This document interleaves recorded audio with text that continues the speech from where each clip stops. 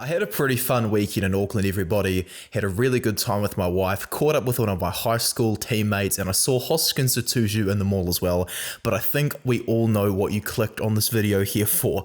We need to discuss the test match at Mount Smart Stadium that my wife and I did indeed attend. Ahead of examining the All Blacks and the Springboks team sheets this weekend, I thought that this was a game that could go either way. As the Springboks had 14 players fly over to Auckland 10 days in advance of the test, I predicted them to win by 1 point in this video over here, as I was so undecided about how the game could go. What we did indeed get though was the fact that the Springboks have been exposed as the paper tiger I always knew them to be. I thought we may need to wait for the Rugby World Cup to see this, but I always knew this would happen. As for the All Blacks, I said this time last year that with Ian Foster as the head coach, it didn't matter who was on the pitch because NZ Rugby was a far cry from what it once was. So because of these wee observations I've made, I'll be creating this video with a very different outlook on the two teams' 2023 Rugby World Cup hopes than before I attended the test match at the stadium. Before we get into how the Springboks and All Blacks test match at Mount Smart Stadium went,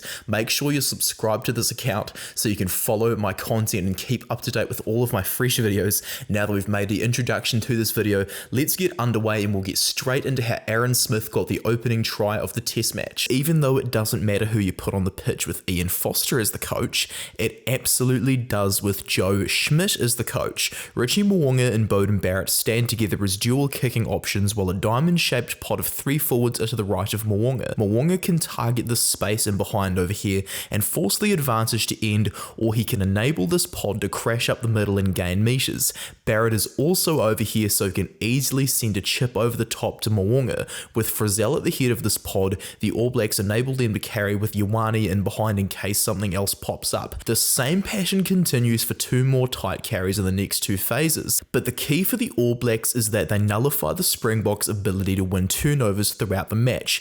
As Aaron Smith looks to give the quick ball to Talia on 408, we can see 5 total players in the ruck, with fewer numbers on their feet. The Boks now get pushed over the gain line through Talia, who pops up again. Because Talia carries past the gain line and not just to it, Etzebeth, Malherbe, Smith and Diaga are yet to get back on side once Talia lands. Kane is simply able to move arm on his own as the Boks are only now back on side. With the All Blacks finally receiving the room to play a pre-devised move, it's go time. The Springboks have clearly seen the highlights of Dane Coles scoring this here against Los Pumas, and that's thanks to the detachment from Lucio Sordoni from the main line due to his confusion around the All Blacks using a flat pod of 3 players. We'll stay on the wide shot to show that should the Grooch take this ball into contact against Jasper Wiese, he'll be able to slot Scott Barrett between Wiese and Kitsoff for a clean break. Frizell is also available on de Groot's inside. What the Boks don't realise though is that Coles was only able to score thanks to being close to the try line. What we actually see is the All Blacks about to ruthlessly expose the Springboks' press defence strategy that hasn't changed at all since 2019. Before we get on to how the All Blacks exposed this defence, we'll head back to 2019 to show where Joe Schmidt, the attack coach, got this idea from. As we can see in 2019, George Bridge and Dwayne Vermeulen both failed to catch a box kick, leading to the opening up of the field. Aaron Smith now sees a prime opportunity to use the broken field to his advantage and quickly whips the ball away to Richie Mo'unga, who is all the way back on the 22-metre line. With his outside men both in front and Beauden Barrett the only inside option, the Boks trio of Sia Khaleesi, Damian Dialende and Lucanio Arm all link up on defence, with Makazole Mapimpi in support on the open side. They see a prime opportunity to win a turnover and so turn the press defence into rush defence, with Arm as the man charging forward or Mo'unga and the others in support. Although this press forward with Springbok defenders following a single player rushing forward applies far more pressure to an opponent than a traditional rush defence, it has a key weakness. If you can get on the outside of this defence quickly enough, the fact that LaRue and the number 10 are the only players in the backfield can be ruthlessly beaten. The 2019 version of Mo'unga simply takes his time, allows for Crotty and Reese to get behind before giving a cross kick to Reese, who is his Crusaders teammate. Reese beats Mapimpi on the outside and then Boom! A few seconds later, Bridge scores the try. Now that we come back to 2023 and get the colour back on the screen, we can simply see that De Groot and Barrett are just simple decoy runners. While Mo'unga is in behind without support, he isn't looking to pass the ball into the next pod in their weird 2-1-3-2 structure. Lomax and Retallick, marked by Mostert and Dialendi, are also decoy runners. As we see them charge forward to suck their opposition in, Beauden Barrett assumes control and now forces Makazole Mapimpi to effectively choose which runner Willie le Roux has to perform a try-saving tackle on. Whether Jordan or Ioane receives this pass, the Springboks' other 13 players, all highlighted over here, will need to get back on side, so even if le Roux makes the tackle, the All Blacks will still control the broken field at the next phase. Mapimpi shoots in on Ioane and completely opens the wing up for Jordan, who picks the ball back up as he's tackled, with the box work rate being used against them. We cut back to see that while Mapimpi is looking to mark Ioane, the two players on the inside of Mostert are Mbanambi and Kitsoff, both front rowers. That's why when Jordan gets up to go again, nobody is next to Dialendi to close this gap. Kitsoff and Mbanambi are two of the slowest players on the pitch, so simply can't keep up with Mostert, Mapimpi and Dialendi as they work around to try and form a ruck around Jordan. Jordan simply breaks the line, passes to Aaron Smith, and boom, that's the opening try. The biggest problem I'll discuss at the end of this video though, it's the complete inability of the Springboks to adapt to their opposition. These same defensive woes are caught out again. Damien Dialendi has rushed up on Jordie Barrett at the same time as Eben Etzebeth, while Kwagga Smith has done the same up against Richie Mo'unga. All of the space over here is now totally unguarded. To nullify an attack from the All Blacks, the Boks will need to send le Roux out of the backfield. Beauden Barrett exploits the space on the open side and Jordan gets to the kick first before a hands down the line play allows for the All Blacks to control the pace of the game for longer. By the time Barrett touches the ball again, there's this huge amount of space open in the backfield with Mo'unga ready to chase after the ball from here, hidden behind a pod of 3 forwards so that he isn't noticed by the Springboks. Although Barrett does catch the chip over the top instead, Cheslin Colby, who has now come from the backfield, he is forced to tackle Sam Cane, the next player to receive the ball. Making the most of what he's been given, Jordan now runs a beautiful line and passes to Cody Taylor, a hooker on the wing. As Taylor receives the ball, we now see why Colby tackling Cane was so brutal for South Africa. Colby is over here marking Ioane, but he needs to be here. Because of the repeated targeting of the backfield though, Colby is no longer in position, leaving Damian Willemse on his own and needing to tackle 2 forwards. If Taylor holds onto the ball, draws Willemse in and then offloads to Frizell, this may be a try. Taylor indeed does this exact thing, and because Frizell is on the wing, being faced by backs, their side-on positions leave them unable to stop him. Frizell sprints forward to finish a Julian Savia-esque try, beating the 3 defenders to show us that the Springboks defence is no longer the best in world rugby. As the rest of the points scored in this half were penalty goals, we'll just get straight into discussing the second half after this ad break. Although most of this game showed some real strength for the All Blacks, the Boks started to look like a comeback was possible when the bomb squad arrived. This try over here that Mark scores off a driving maul is the first maul to have scored a try against the All Blacks since Jason Ryan took over as the forwards coach, so this set up an exciting second half. The Boks follow this up with a try to Cheslin Colby, and no, contrary to the crowd's belief, this pass wasn't forward. In South Africa's 6th phase of possession, le Roux floats up to weigh up a possible carrier out of his 3-man pod, while this allows for Willemse to wait in behind and potentially wrap around in order to create this likely 3-on-2. Snyman though never shows the willingness to rotate and send the pass behind himself to Willemse. This moment shows us the perfect example of the Springboks failing to adapt, a major failure through the game. They're not moving on from the system that has been given to them by the coaches. Should Willemse Willemse receive the ball over here, I think the animation of what we're seeing tells us the story of what would happen very easily. Although Snyman takes the ball into contact, the Springboks get a reprieve from Richie Mo'unga not entering the main line. Mo'unga needs to slot between Frizell and Jordie Barrett, but doesn't, forcing Talia to stay on Willemse to mark him. If not for this mistake Mo'unga has made, this animation shows us what the All Blacks defensive line would actually look like, closing the gap that allowed for the try. Mo'unga has absolutely saved Snyman for an embarrassing incident that could have resulted in a missed opportunity for this try, so luckily it all works out for Leroux's pass. It allows Colby to get on Talia's outside. Colby is going to Colby in this kind of situation, and the try is scored. In the 68th minute though, the Springboks comeback gets a tough dealing to. After 8 phases of trying to break the box open with brute force, the All Blacks realise it's time to reach into Joe Schmidt's bag of tricks again. While Finlay Christie reaches for the ball and looks to his right, Dwayne Vermeulen and Thomas du Toit don't really communicate the entry to the defensive line very well, creating a shape of 5 Springboks that are packed together, all looking at Christie. Once we shift to the wide camera angle, we see that Dialendi, the widest of these players, has a gigantic amount of space to cover between himself and Lucanio Arm, so really should have shifted towards the open side to help reduce Vermeulen and du Toit's lack of organisation. Dialendi, however, only has eyes for Nepo Laulala because the Springboks forwards don't pass a lot. The starting forward pack just made 11 combined passes. Dialendi simply assumes that the All Blacks will use the same system as the Boks. He gets sucked in by Laulala until the last minute when he realises he needs to tackle Mo'unga, who has taken the pass off Laulala. It's too late for the Boks now. Mo'unga has 3 unmarked players on his outside with Arm marking Retallick. The Springboks need serious enforcement. Mo'unga selects Braden Ennor as the carrier as he's wrapped around at the last minute and keeps Retallick and Jordan available so that the All Blacks will still have a man advantage once they reach the backfield.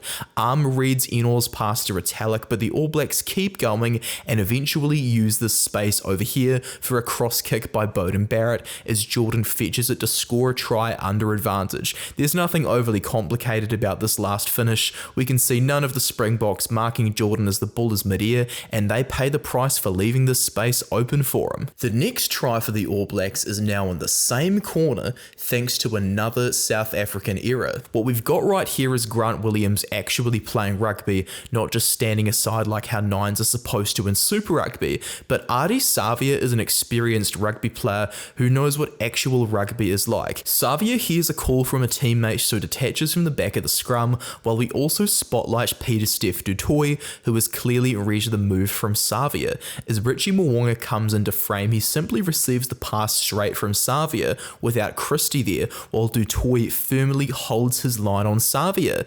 Damian Willemse, though, is in a side-on, flat-footed position that is never going to bring Mo'unga down. Willemse is looking at Savia, but isn't standing on the cross where he needs to be. Instead of trusting his inside man to make the tackle, Willemse hesitates and he's put himself in a prime position to miss the tackle.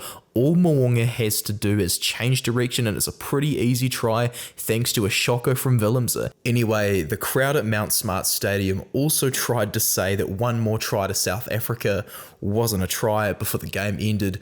Well, yes, this is indeed a try. The All Blacks are attempting to find room for Finlay Christie to box kick the ball out of their half through various carries before we eventually see Samisoni Taukei'aho try to present the ball to Christie at the breakdown. While Kwagga Smith gets over for the turnover, we can see that his movement disconnects the ball from Taukei'aho before he's able to pick it up himself in the jackal. This is a legal turnover and Christie, being a halfback, isn't able to stop him going forward. Beauden Barrett and Will Jordan also miss tackles on Smith, who confirms the final score to be 35-20 for the All Blacks. And now that we've had an examination as to how all of the points besides the penalty goals were scored, we'll have to break down the full-time stats of this test match to see exactly what the teams did to get these results. So first off, South Africa had 59% of the territory, but just 44% of the possession because the All Blacks were very dominant at the breakdown, while their attack was far more multi-dimensional, as we can see with the fact that they beat 30 defenders compared to 20, made 10 clean breaks compared to 3, and this is off fewer gain line carries. The All Blacks, of course, passed a lot more, but that's probably just because of the possession, so I don't think we can read too much into that. Another interesting stat, though, is that the tackle accuracy from the All Blacks is far better. South Africa, for a long time, have been known as one of the best defensive teams in the world, but as I explained in a previous video on how Ireland won the 2023 Six Nations with the Grand Slam, the rush defense strategy is very, very outdated, and because the South African press defense is so similar to a rush defense, with the exception that just a single player is sprinting forward on the go, it's getting very easy to work out through the boot, and that's why players like David Havili, if they were available for selection, would have made this even tougher for the Springboks had they been fit. Patrick Tuipulotu's size also would have given a hand in the scrum, that is for darn sure. The goal kick success for South Africa is unusually low, but I don't think I'm going to get too carried away as Handré Pollard wasn't there, and the ruck success that I talked about before, once again, this is a stat the All Blacks have won. The All Blacks always seem to lose test matches when they have a lower ruck success rate than the opposition. And with one heck of a debut to Tamaiti Williams off the bench and Nepo Laulala looking a bit fitter than he did last season, well, it's no wonder the ruck speed for the All Blacks continued all throughout the game, especially as when Williams and Laulala came on. The Boks bomb squad had already been on the pitch for 20 or so minutes. The line-out success as well, I don't think we had to comment too much on that at all. Look, just one line-out lost for either side, we won't worry about that one, and the scrums, just one loss for either side, but the key of this match, the All Blacks didn't give away as many penalties. Their discipline, it is improving so much under Jason Ryan, as we can see, 8 penalties to 12 for South Africa, and I was really happy to see no cards in this match as it made for a really good live viewing at the stadium. So what do I think is going to go forward for the teams to conclude this video? Well, I do think the All Blacks are starting to get a bit of last minute momentum essentially.